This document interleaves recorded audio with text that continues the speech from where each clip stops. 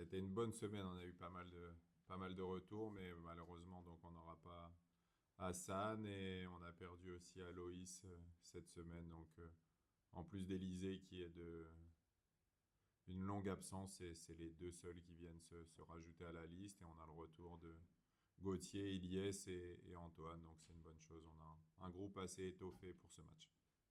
Juste sur Hassan Ouais. et Aloïs, la nature des blessures, c'est ce que vous pouvez nous préciser. Hassan, c'est l'ischio, mais au final, c'est léger. Il sera de retour la semaine prochaine. Donc, c'est très bien. Et Aloïs, c'est un coup au mollet. Et je pense aussi que la semaine prochaine, ça devrait aller mieux. Merci. Et les autres sont à 100% aptes. On sait que Josué s'était blessé aussi. Oui, oui, tout le monde a, non, tout le monde a repris et on n'a pas eu de pépins dans la semaine pour le moment, que ça continue. Donc c'est un bon groupe qui se prépare.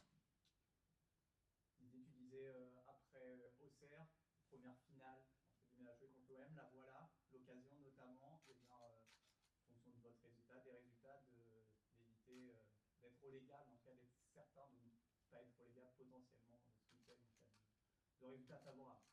C'est une première occasion. Ouais, enfin, même, quoi qu'il arrive, on sera barragiste après cette. Oui, non, mais je veux dire d'être sûr à l'issue de la saison de ne pas être dans les deux derniers, ça peut être. Tout à fait. Non, c'est sûr que si ça peut arriver, j'ai envie de dire aussi rapidement, même si derrière il restera qu'un match, mais ce sera vraiment une bonne chose de s'enlever au moins cette pression. Forcément, ce ne sera pas chose facile au vu de l'adversaire, mais ça montre déjà qu'on a fait un bon, un bon bout de chemin depuis quelques mois et arriver avec cette opportunité, avec une journée encore à jouer derrière, c'est une bonne chose. L'OM, tu l'as dit, très costaud, un peu dans la même situation que Monaco, ils sont en course pour la Ligue des Champions, mais ce que vous avez fait face à l'ASM, ça donne aussi confiance, ça montre que vous êtes capable de rivaliser avec une grosse écurie en course pour le très haut tableau. Oui, après, ce qui est important dans le sport de haut niveau, c'est de savoir répéter les bonnes performances. Monaco, ça a été un gros duel physique où on a bien répondu présent. Marseille propose peut-être plus de choses d'un point de vue tactique, mais physiquement, ce sera vraiment au minimum ce qu'on a fait contre Monaco qu'on doit reproduire si on veut espérer quelque chose. Bonjour Didier, est-ce qu'on a un peu moins de maux de tête que ces dernières semaines? Non, franchement, on- c'est sûr qu'on a plus de certitude, mais la situation reste malgré tout extrêmement fragile. Il y a une satisfaction qui est, après tout ça, en être là où on en est. Je pense que c'est vraiment une bonne chose. Je pense que personne nous voyait encore en vie à ce moment-là de la saison, et on l'est. Mais on n'a toujours pas atteint l'objectif espéré qui était et qu'il est toujours prédit comme miraculeux. Donc on va donner tout ce qu'on a pour justement réussir. Il y a plusieurs choses qui m'ont marqué après le match d'Auxerre. La première chose, c'est la concentration de groupe. On n'a pas vu. Forcément, la victoire a dû être fêtée, mais il n'y a pas eu une effusion de joie particulière. On a senti des joueurs très concentrés sur l'objectif de la fin de saison. Ouais, franchement, c'est un groupe qui a beaucoup évolué, qui a beaucoup mûri, qui a appris à se connaître. Tout était un peu nouveau. Il y a eu pas mal de changements. Il y a eu des situations, on le répète, assez délicates à gérer. Et voilà, depuis janvier, tout est en ordre de marche et c'est un groupe qui veut vraiment réaliser cet exploit. Une deuxième chose qui a marqué, c'est la condition physique de l'équipe. Je l'ai notamment vu à travers Yacine qui a vraiment une capacité à multiplier les courses à haute intensité. Bon, même si là, il est sorti assez tôt, mais tout le match, on l'a vu beaucoup courir. Il y a très peu de blessures musculaires en cette fin de saison. L'équipe semble arriver à un pic de forme, ce qui est plutôt inhabituel. Qu'est-ce qui a été mis en place pour arriver à cette plateforme-là actuellement? Je pense qu'on a travaillé en bonne intelligence depuis le début de saison avec la cellule performance. J'avais une méthode de travail, ils avaient une méthode de travail. Les joueurs avaient des attentes aussi et on a su trouver un bon mix de tout ça pour le bien de cette équipe et pour que tout le monde, je l'ai toujours dit, si tu travailles heureux, eh ben, tu travailles mieux. Et donc que tout le monde puisse s'y retrouver et qu'aujourd'hui, ceux qui en tirent le bénéfice, ce soit les joueurs. Quand on parle de Yacine, pour moi, il y a quelque chose d'important. Au-delà de son physique, c'est plus la mentalité de ce groupe. C'est de dire, je préfère un joueur qui, pendant 60 minutes ou 30 minutes ou 20 minutes, va tout me donner, qu'un joueur qui va s'économiser pendant 90 minutes. Et je pense surtout que c'est cette mentalité qui, aujourd'hui, fait la différence. Que les joueurs qui entrent soient aussi performants que ceux qui débutent. Et les joueurs en ont pris conscience il y a quelques temps et on a beaucoup moins d'état d'âme. On peut parler d'un match de gala pour ce dernier match Non, à domicile. ça sert à rien de continuer. Non, non, non, c'est pas un match de gala, c'est un match pour le maintien. Gala, c'est pas le bon terme et c'est hors de question que mes joueurs entendent ce terme. C'est un match pour se maintenir. C'est l'avenir d'un club, l'avenir d'une ville. Il y a beaucoup de gens qui dépendent de notre classement final et c'est pas un match de gala. Ce sera face à Marseille, équipe très difficile à jouer, elle fait une très bonne saison et on sait que le Havre ne réussit pas forcément à la battre ces dernières années en tout cas. Oui, c'est sûr. Bah, j'ai envie de dire encore plus si on repense au match aller où vraiment on n'a pas existé. Après, j'ai envie de dire que c'est normal de base de ne pas exister contre Marseille quand on est le Havre et quand on voit de telles différences. Mais il ne faudra pas que ce soit le cas samedi et on doit trouver la solution pour exister et pour être encore en vie à la fin de ce match. Justement, le match de Marseille, c'est peut-être le point de départ de la remontée de beaucoup de choses. Comme on dit, des fois, il faut bien mieux s'en prendre une bonne et puis repartir. C'est un petit peu ce qui vous est arrivé. On pose souvent la question aux joueurs qui vous succèdent. Alors, les réponses sont différentes. La semaine dernière, je crois qu'on nous a cité aussi Lille, mais c'est vraiment à partir après ce match-là que, j'ai envie de dire, ce nouveau Havre, on l'a vu se mettre en place. Ouais, je pense qu'il y a une prise de conscience collective jusque ce match. Je pense que tout le monde souffrait, mais peut-être que tout le monde souffrait dans son coin et qu'après le match de Marseille, étant donné qu'on soit en période de mercato, et ben, ça a été vraiment le moment de se poser les bonnes questions et d'essayer de trouver des solutions, même si on savait qu'on avait une marge de manœuvre quasi nulle. Mais ils ont réussi à trouver les solutions pour créer ce groupe et je les remercie parce que aujourd'hui, c'est un groupe totalement différent et surtout une mentalité totalement différente.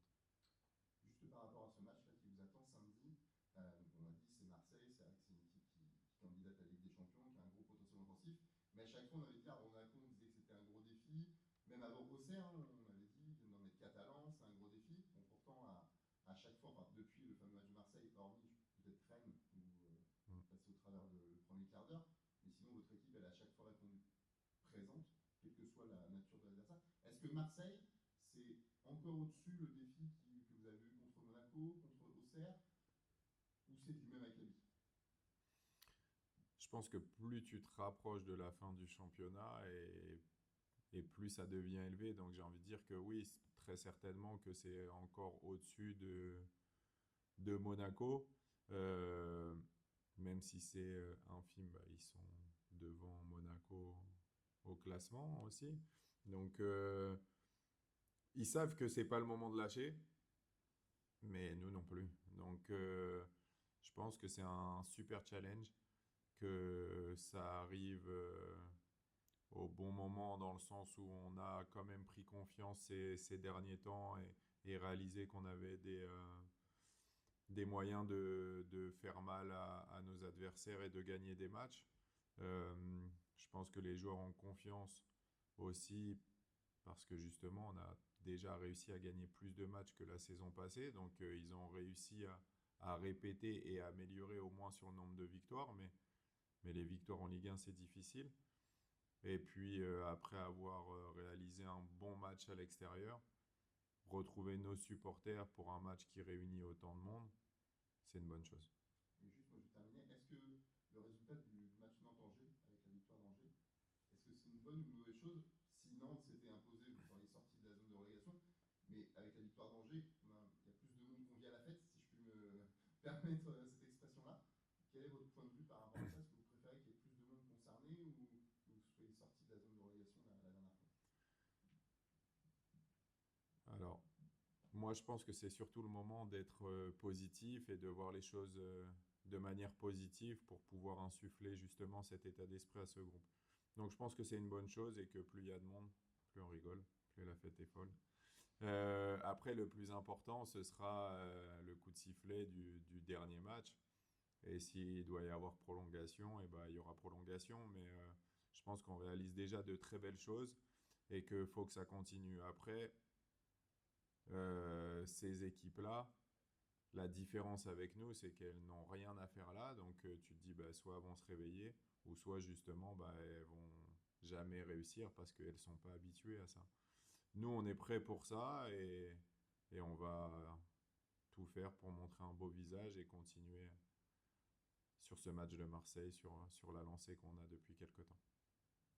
Didier, tu as peut-être vu passer la stat cette semaine. Vous êtes l'équipe dans les 5 5 premiers championnats européens à avoir marqué le plus de buts suite à un coup de pied arrêté. Tu disais après lui, on ne travaille pas forcément à chaque entraînement. Alors, néanmoins, c'est une vraie force de ton équipe. Comment tu l'expliques et est-ce que effectivement aujourd'hui vous en faites un vrai atout et ça peut être une clé aussi pour la fin du championnat? Pour être tout à fait sincère, c'est maximum 8 minutes par semaine, le temps collectif qu'on passe là-dessus. Moi, je le répète, tout ça, c'est un état d'esprit. Alors après, quand tu as un super tireur, bah, ça te facilite les choses. Mais quand tu l'as pas, c'est un état d'esprit. Ceux qui doivent monter, pour moi, c'est pas une question de taille ou quoi que ce soit. C'est le mec qui monte et qui a envie de marquer. Et quand on voit que Haruna, c'est loin d'être le plus grand du championnat, qu'il est à, je pense, 14 matchs seulement cette saison et qu'il est déjà à 3 buts, ben, c'est un état d'esprit, c'est rien d'autre. Donc, je pense sincèrement que c'est une mentalité. Le groupe sait que c'est pour nous une opportunité sur chaque phase arrêtée de marquer et ils donnent tout ce qu'ils ont pour pouvoir marquer. Oui, tu dis quand on a un super frappeur, ça aide aussi. L'entrée d'Yanis, est-ce que ça peut pousser à le titulariser face à Marseille? Ça peut inciter. Après, c'est comme tout, en fait. Le problème, c'est que, enfin, c'est pas un problème d'ailleurs, c'est une très bonne chose. Mais j'ai envie de dire qu'en ce moment, on n'a pas grand-chose à reprocher à beaucoup de monde. Donc, les places sont chères, mais ce qui est important, c'est cet état d'esprit où on le voit. Les mecs sont certainement frustrés, heureusement, de ne pas débuter, c'est comme ça. Mais en tout cas, ils ne le montrent pas. Et surtout, quand ils montent, quand ils rentrent sur le terrain, et bah, il pousse à continuer à me donner des mots de tête quand je dois faire la compo du week-end d'après. Donc, c'est une bonne chose et le plus important, c'est que ce soit l'équipe qui en soit bénéficiaire. Le fait que Balotouré n'ait pas terminé, que ce soit au parc comme à Auxerre, euh, c'est des considérations physiques ou c'est des scénarios de match qui font que. Non, en fait, là, c'était un scénario de match qui, en fait, avec l'entrée de Yanis, avec qui j'allais demander de rester plus haut, d'envoyer beaucoup de centres et qui n'a pas un profil forcément de dribbleur, et ben, je voulais derrière lui quelqu'un qui a du peps, qui a l'énergie pour encore aller le dédoubler et aussi faire des retours. Et Fodé, et ben, c'était plus compliqué de lui demander ça après déjà un grand temps de jeu passé sur le terrain. Donc là, c'était plus faire entrer une doublette et c'était plus une question d'énergie. Et juste simplement se rappeler qu'il y a quelques semaines, tu avais dit pour moi, les équipes qui s'en sortiront sont celles qui vivent le mieux, qui vivront le mieux.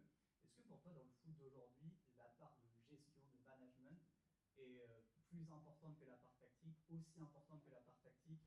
Quelle importance elle a, cette vie de groupe? Bah, je pense que c'est difficile vraiment à mesurer, mais en tout cas, c'est vraiment très important. C'est sûr que, et on le voit après, il y a deux choses. Euh, où tu laisses les résultats t'amener la bonne ambiance, où tu essaies de provoquer les choses. Euh, nous, on a eu besoin de provoquer les choses. J'ai eu besoin personnellement de provoquer les choses et de les inciter à ça et d'avoir un groupe beaucoup plus vivant. Aujourd'hui, bah, on en arrive à des choses qu'on n'aurait jamais imaginé. Enfin, quand c'est les joueurs qui te demandent d'aller en mise au vert alors que tu sais très bien que tout le monde préfère être à la maison, ben, ça montre qu'ils ont envie de passer du temps ensemble et qu'il y a une énergie qui se dégage. Donc, c'est une bonne chose. On part vraiment de très loin au niveau de tout ça. Mais aujourd'hui, on en arrive à quelque chose de vraiment plaisant. Et quand tu vois le chemin parcouru, bah, tu rentres enfin chez toi content de voir des mecs épanouis. Et vous allez partir en mise au vert? Le club a fait des efforts, voilà, continue et je les remercie. Je dis, on est dans une situation plus que précaire et ils arrivent à se mettre en cadre pour nous trouver des solutions. Et effectivement, on partira demain tous ensemble à l'hôtel, passer un agréable moment avant un moment encore plus agréable. Et c'est quelque chose que vous faites à domicile quasiment Jamais. hein, Non, c'est pas on voit les quasiment, joueurs arriver, c'est les jours de- c'est jamais. On arrive et je pensais partir le jour même pour que ça coûte encore moins cher. Et la demande des joueurs a été de partir la veille et de passer encore plus de temps ensemble. Donc voilà, c'est bien. Vous allez où, Didier? Chez toi. Pas l'air de- Bah, faut appeler tout de suite pour préparer. Non, on va rester sur le 1. On va pas. Non, on n'a pas assez encore pour pouvoir s'expatrier. Non, non, pas encore, pas encore. Juste, tu dis, j'ai dû provoquer des choses. On sait qu'une de tes grandes sources d'inspiration, c'est Carlo Ancelotti. Comment concrètement on fait pour bien faire vivre un vestiaire? Je crois que lui dit les remplaçants sont peut-être même plus importants que les titulaires. Il s'intéresse énormément à la famille, à la vie de famille des joueurs. Comment toi, tu crées du lien avec ton vestiaire? Ah, je vais le répéter. En fait, moi, j'ai pu réussir cela grâce à la direction, encore une fois, euh, qui m'a permis de réduire ce groupe, qui m'a permis d'insuffler du sang frais, et forcément, ça a facilité les choses.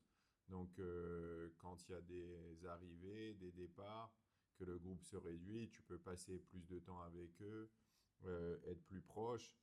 Eux aussi, bah, forcément, ils vont vers les nouveaux, ils ont envie d'apprendre à se connaître, chose que tu fais plus quand tu connais les gens depuis un moment. Et je pense que voilà, tout est arrivé au bon moment.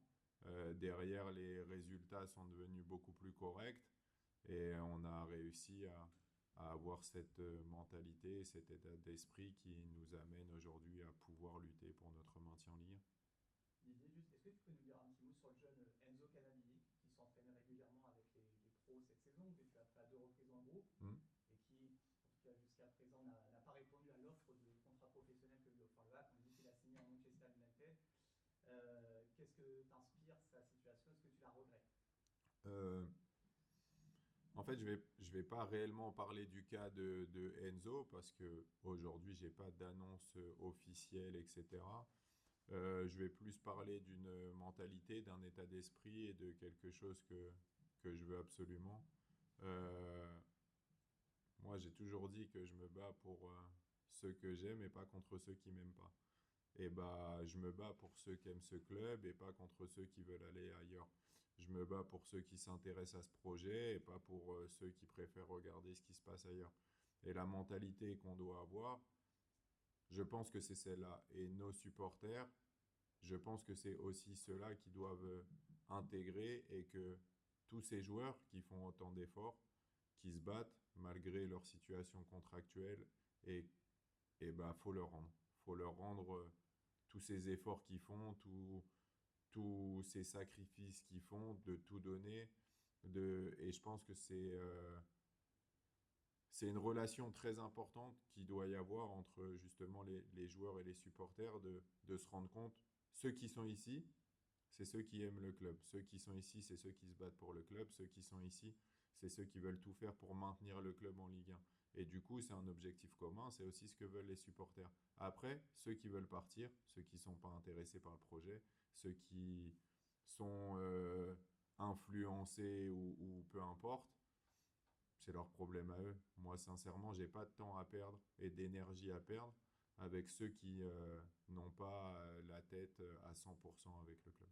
Et sans parler du cas Canabi, toi en tant que coach formateur, enfin aussi ancien jeune très talentueux, international jeune, qui devait être très courtisé à l'époque et qui avait fait le choix de débuter avec son club Mm. formateur, qu'est-ce que tu conseilles ou conseillerais aujourd'hui à un jeune qui a 18 ans et qui est convoité de toutes parts? Est-ce que tu lui conseillerais malgré tout eh bien, de débuter dans son club formateur?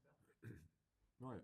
Encore une fois, on parle pas d'Enzo parce que la situation exacte, en tout cas, elle n'est pas encore officielle. Mais en tout cas, oui, les conseils que je peux avoir pour ces jeunes, pour l'avoir vécu, effectivement, euh, c'est que dans son club formateur, tout sera toujours, en fait, tout sera mis en place pour la réussite parce que c'est notre manière de faire, c'est notre manière de vivre, d'exister et de réfléchir à ce club. On voit la relation même entre les supporters et les joueurs formés au club qui a toujours été différente. Euh, et pour moi, c'est le bon endroit pour passer un palier. Qui plus est, aujourd'hui, on a la chance d'être en Ligue 1, mais on a toujours lancé nos jeunes et tout est mis en place pour eux, toute la structure est mise en place pour eux, même au sein du groupe professionnel, il y a une personne dédiée pour eux. Donc, faut pas toujours regarder ce qui se passe ailleurs. Et, et surtout, après, le plus important, faut pas avoir de regrets. Dernière question. Dernière, je vais faire plusieurs en ligne alors. La première, alors, la sanction, plutôt la non-sanction contre Saint-Etienne est tombée hier. Est-ce qu'on est vraiment surpris? La deuxième, Le Havre, j'ai eu la sensation qu'il passe un peu à côté de sa première mi-temps contre Auxerre, parce qu'elle avait peur de peut-être de trop se découvrir avec les transitions, et finalement elle fait sa meilleure période quand elle a dû vraiment jouer, pousser pour aller marquer. Quelle, quelle position on peut adopter contre Marseille qui a plutôt eu du mal à jouer contre des blocs bas? Et voilà, on va se cantonner à ça. Ok. Puis la dernière, c'est en multiplex. Est-ce que ça change quelque chose et quel dispositif vous allez mettre en place? Ok. Alors du coup, la première question, parce qu'elle est plaisante, mais en fait, il y a un peu tout dedans. Du coup, c'est une sanction ou une non-sanction? Comme ça, au final, je pense que tu vas répondre avant moi, du coup. Pour moi, c'est une sanction, mais Voilà. est-ce que ça te surprend? Ah non, moi. Ah mais non, j'ai été arrêté d'être surpris il y a bien longtemps avec ça. Et en fait, c'est toujours pareil. Bah, j'ai parlé et ça a été mal perçu. Et en fait, bah, quand tu parles pas, et bah, ça continue. Donc oui, ça me dérange. Je trouve pas ça normal, mais on n'attend rien de personne. La suite. Une équipe joueuse ou pas Une contre, équipe joueuse ou pas, bah, en fait, on l'a vu malgré tout, on tient de mieux en mieux le ballon et offensivement, on fait des choses beaucoup plus intéressantes. Euh, je pense que les joueurs ont pris conscience de ça et ont pris goût à ça. Euh, on peut pas se dire que bah, on l'aura tout le temps contre Marseille, mais par contre, quand on l'aura, va falloir bien l'utiliser. Et en tout cas, l'objectif n'est pas de les attendre en bloc bas. On espère vraiment exister dans ce match avec ballon, sans ballon. Je répète, au niveau de l'intensité. Et ensuite, Auxerre, effectivement, c'était un parti pris euh, d'avoir nos joueurs offensifs très haut et ne pas pouvoir participer à la construction du jeu, mais parce que comme ils exploitent très bien les transitions, c'était pour avoir rapidement du monde pour couper les transitions. Et à la fin, le multiplex. Est-ce que ça change Non, je pense pas. Euh, de toute façon, cette saison, on a eu un petit peu tout. On a joué en premier, on a joué en dernier, on a joué en même temps que nos concurrents. Il n'y a pas eu de réelle évolution en fonction de ça. Je pense que le vraiment plaisant, c'est d'être un samedi à 21h dans un stade complet pour une mini-finale contre l'OM. Et je pense qu'après, c'est secondaire le fait que ce soit en multiplex. Dernière promis, ça c'est pour moi. Le placement défensif d'Issa Soumaré, peut-être que c'est pareil avec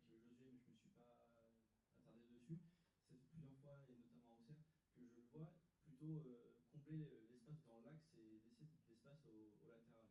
C'était le cas notamment contre Monaco, où il y avait beaucoup d'espace pour Vanderson. Là aussi, il y a Joly qui a eu pas mal de liberté. Est-ce que c'est une consigne de ta part de demander de plutôt fermer l'axe et de laisser de l'espace au latéral?